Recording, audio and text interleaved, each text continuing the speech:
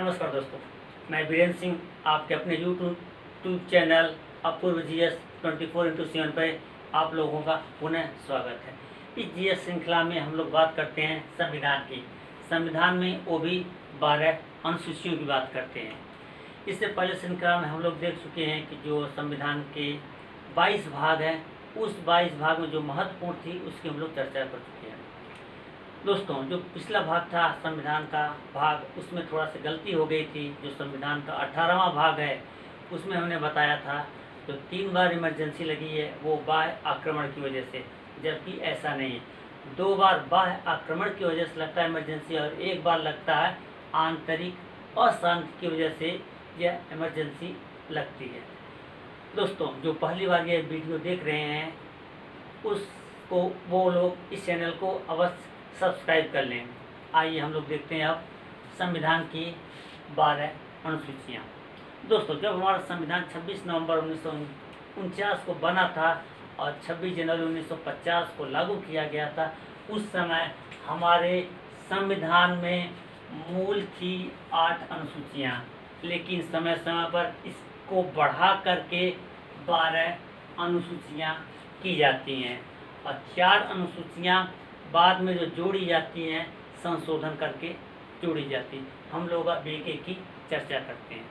पहली अनुसूची, जो पहली अनुसूची है इसमें 28 राज्य और 9 संघ शासित क्षेत्रों का वर्णन किया गया। दोस्तों, हम जानते हैं कि पिछले अगस्त में जो जम्मू कश्मीर का विशेष राज्य का दर्जा 370 था उसको समाप्त कर दिया गया और राज्य समाप्त होने के साथ साथ उसको 2 संघ शासित प्रदेश बना जाता है। इसलिए हमारे यहाँ वर्तमान में अब 28 राज्य हो जाते हैं और 9 संघ शासित प्रदेश।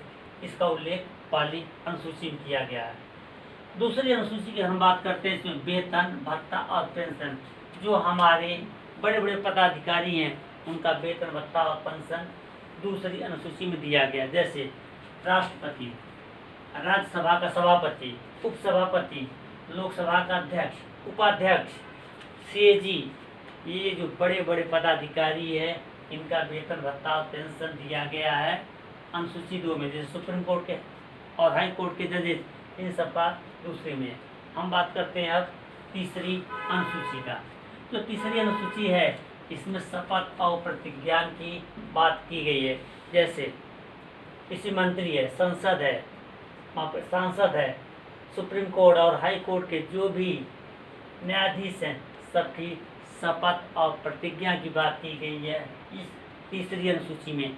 लेकिन हम बात करते हैं जो राष्ट्रपति है और उपराष्ट्रपति और राज्यपाल का जो शपथ है वो अलग होता है। हम बात करते हैं राष्ट्रपति। राष्ट्रपति अनुच्छेद 7 के द्वारा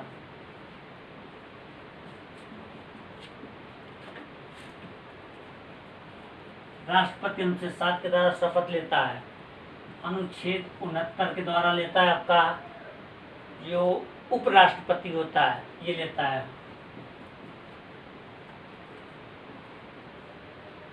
और अनुच्छेद 169 के तहत 159 के तहत राज्यपाल। इन तीनों की अलग व्यवस्था की गई है, बाकी सब तीसरी अनुसूची में है। माफ करिएगा दोस्तों, ये 69 नहीं, ये 59 है। बोलने में थोड़ा गलत हो गया, 59 है ये 159 में। अब हम लोग देखते हैं चौथी अनुसूची।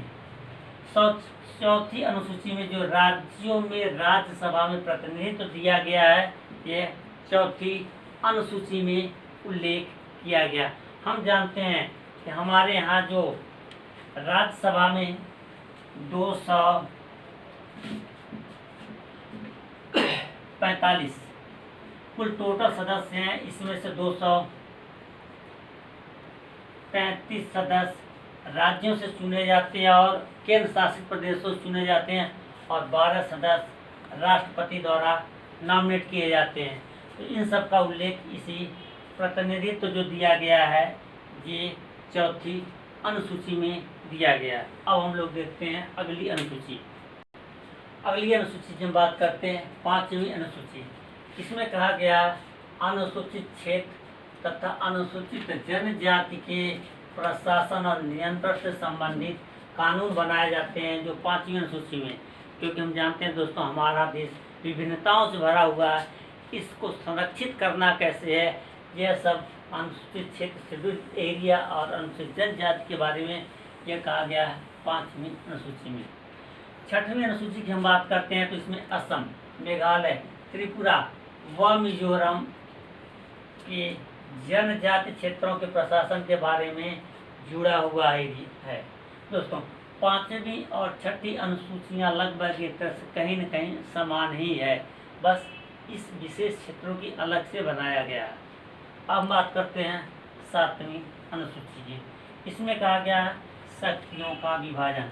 हम जानते हैं दोस्तों कि हमारा देश जो है एक संघ शासित देश है, संघात्मक देश है। इस संघात्मक होने की वजह से शक्तियों का विभाजन किया गया है। ये शक्तियाँ 3 है। संघ सूची,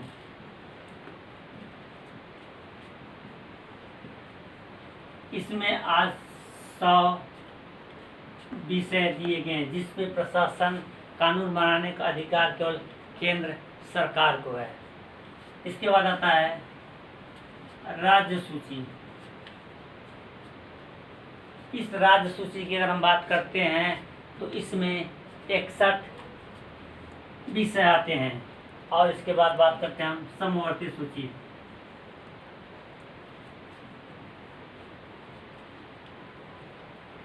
इस समवर्ती सूची की अगर हम बात करते हैं तो इसमें 52 विषय हैं।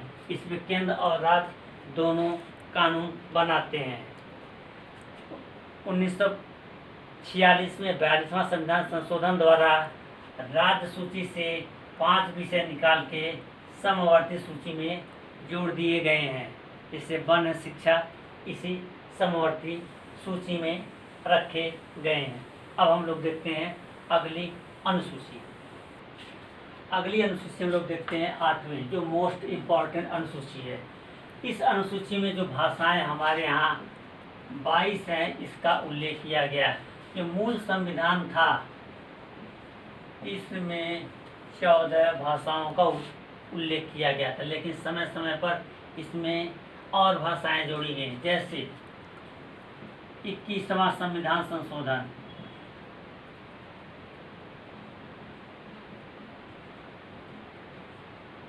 द्वारा सिंधी जोड़ा गया है। 71वां संविधान संशोधन द्वारा जोड़ा गया है आपका नेपाली, मणिपुरी व कोंकणी, ये 3 भाषाएं जोड़ी गई हैं 71वां संविधान द्वारा। उसके बाद जोड़ा गया है 52वां 92वां संविधान संशोधन किया जाता है। इसमें 4 भाषाएं जोड़ी जाती हैं। ये 4 भाषाएं हैं बोडो, डोंगरी, संथाली, बोडो, डोगरी, संथाली, और इसके बाद जोड़ा जाता है मैथिली। ये 4 भाषाएं 92वां संविधान संशोधन द्वारा जोड़ा जाता है। इसके बाद हम देखते हैं 9वीं अनुसूची। ये प्रथम संविधान संशोधन द्वारा जोड़ा जाता है 1991 में, माफ करिएगा 1951। इसमें राज्य द्वारा संपत्ति अधिग्रहण की व्यवस्था की गई है। अगला है आपका अनुसूची 10वीं, जो मोस्ट इम्पॉर्टेंट है आपका। इसमें दल बदल से संबंधित जो कानून बनाए गए हैं, यह इसी में है। और ये 52वां संविधान संशोधन 1985 द्वारा इसमें जोड़ा गया। क्योंकि दोस्तों, कभी होता है कि सत्ता के लालच में कभी किसी दल से चुन के आता, लेकिन सत्ता या मंत्री बनने की लालच में वह अपने पार्टी को छोड़ के दूसरी पार्टी में चला जाता था। इसलिए इसको रोकने के लिए ये 10वीं अनुसूची जोड़ी गई है दल बदल से। अब देखते हैं अगली अनुसूची। अगली अनुसूची है आपकी 11वीं। इस 11वीं अनुसूची में पंचायत को शक्तियां प्रदान किया गया और यह जोड़ा गया है 73वें संविधान संशोधन द्वारा। सबसे महत्वपूर्ण ये आपकी अनुसूची है। इस अनुसूची में जो हमारे ग्राम पंचायत है उसको शक्तियां प्रदान की गई है। इसमें कुल 29 विषय दिए गए हैं। इस 29 विषयों पर कानून बनाने की शक्तियां पंचायतों को दिया गया है। अगली अनुसूची है 12वीं। जिस प्रकार पंचायतों को शक्तियां प्रदान की गई है उसी प्रकार नगर पालिकाओं को भी यह शक्तियां प्रदान की गई है। 12वीं अनुसूची में 74वां संविधान संशोधन द्वारा। इसमें नगर पालिकाओं को 18 विषयों पर कानून बनाने की शक्ति प्रदान की गई है। इस तरह दोस्तों हम लोग मिला के देखते हैं कि जो 12 अनुसूचियाँ हैं यह 12 अनुसूचियाँ बहुत महत्वपूर्ण है, जिसमें से 7, 8, 9, 10, 11 और 12 अति महत्वपूर्ण है, क्योंकि सबसे ज़्यादा क्वेश्चन यहीं से आता है। या तो दिया जाएगा इस अनुसूची में क्या वर्णन है, 8वीं में क्या वर्णन, 7वीं में क्या, 9वीं में क्या वर्णन है, या एक तरफ आपको सूची दिया होगा, दूसरी तरफ उसका वर्णन दिया होगा, मिलान करने के लिए दिया होगा। दोस्तों आपको वीडियो पसंद आया होगा मैं समझता हूँ। अगर आप पहली बार इस वीडियो को देख रहे हैं तो चैनल को सब्सक्राइब करें, लाइक करें और शेयर करें। दोस्तों जय हिंद।